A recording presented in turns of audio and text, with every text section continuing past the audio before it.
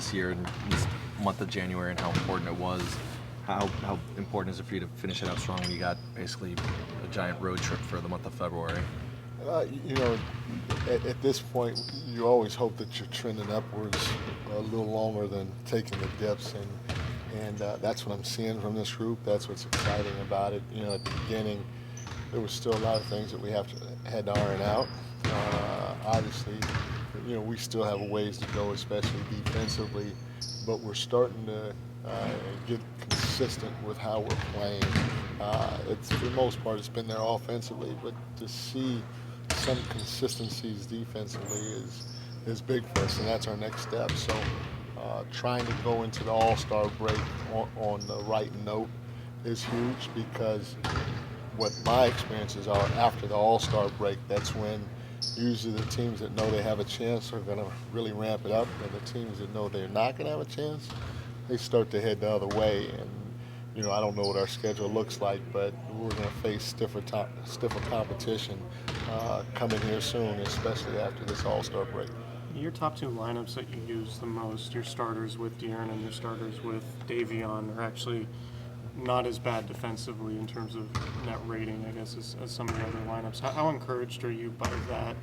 And what does it say about maybe the work the second unit still needs to do defensively? I mean, it's encouraging, but in the same breath, that's I got 17 now, 17 guys. You know, we can't. There's no way that we can run those top 6 guys, you know, the whole game. And so, you know, it's good to be able to have some things that you can show them or talk positively about. Just like last night, there were some really good instances in that fourth quarter. But at the end of the day, it doesn't matter who the 5 are that we throw out there. We feel like we're capable of being good enough to be at least a mid-level defensive team in the NBA right now. And so that's what I'm more focused on. And now, if no matter who we throw out there, we're middle of the pack. And then if we throw our quote-unquote 2 best lineups, now we're top 10 or something. Okay, now it means something. But right now, yeah, it's nice, but they're all part of the mix, just like everybody else is on the team. Mike, you talked about Harrison Barnes being irreplaceable. Just like, how much has he meant to you guys? Not only like the team, but yourself as like one of the few veterans on this team that can step in and kind of lead. He's meant a lot. I mean, I lean on him more than anybody knows. You know, obviously with Foxy and Sabonis, they're young guys that have experienced a little bit of leadership in the past, not at a high level, especially winning a championship, and being on a ton of different teams and having success on different teams, not just maybe one other team, but on different teams. And so, you know, you look at a guy like Harrison who's been through the gauntlet. You know, he's been here, but he's always stayed professional, and he's always been himself and led by example and all that other stuff. And so having a guy like that, for me, gives me an opportunity to bounce a lot of things off of him, you know, and I know that I'm going to get the right answer from him because he's experienced a lot of situations like myself and Leandro Barbosa and Christie, you know, so to have those wily veterans that have been around, but yet still are productive and professional and mature and lead by example and one at a high level, again, and then you throw in his ability to play, that's what makes him irreplaceable to me. Yes, we don't have a lot of that, and that's not a knock to the guys. They just haven't had an opportunity to be in that situation. Yesterday you had mentioned some of the pull-up game that you've seen from Keegan in practice. Can you kind of just expand on what you've seen there? Is there anything else you've seen in practice that you think in due time you want to see more of? Well, it's not just in practice, but you see glimpses of it in the game.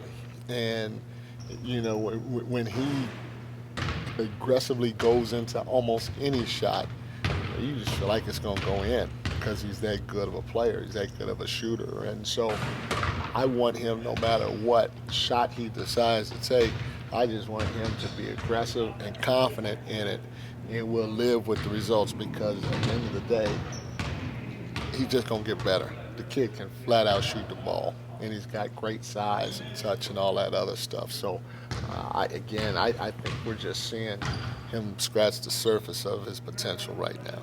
Mike, we saw the first big trade happen yesterday with Washington and Los Angeles. Yeah. Deadline coming up. Do you foresee this roster changing at all, or do you like the structure where it's at as we head through the stretch? I love this roster. I mean, you talk about a group of guys that have connected, and that's a big thing when it comes to having the right culture. Your guys have to connect. They have to be all on the same page with your values and principles and all the other things that you're trying to get aligned to move this group in the same direction going forward.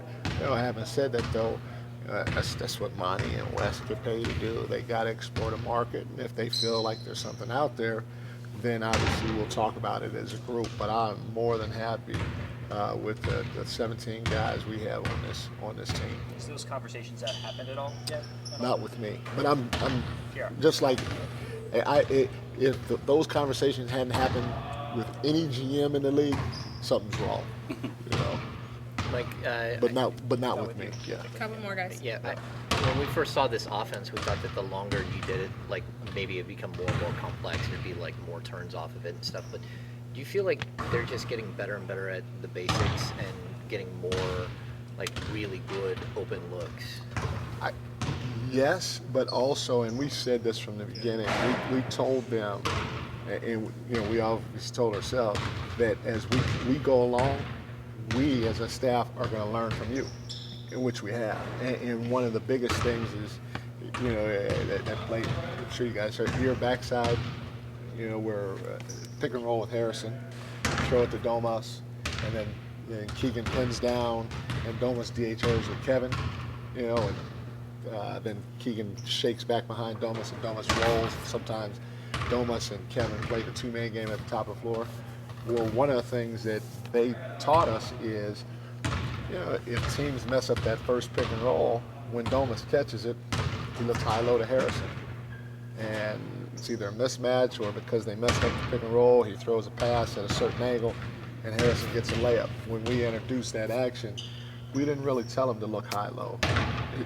We told him, hey, come off the pick and roll, Foxy. If you turn the corner, turn the corner. If they mess up on the pick and roll, Foxy, you hit HB on the pick and roll.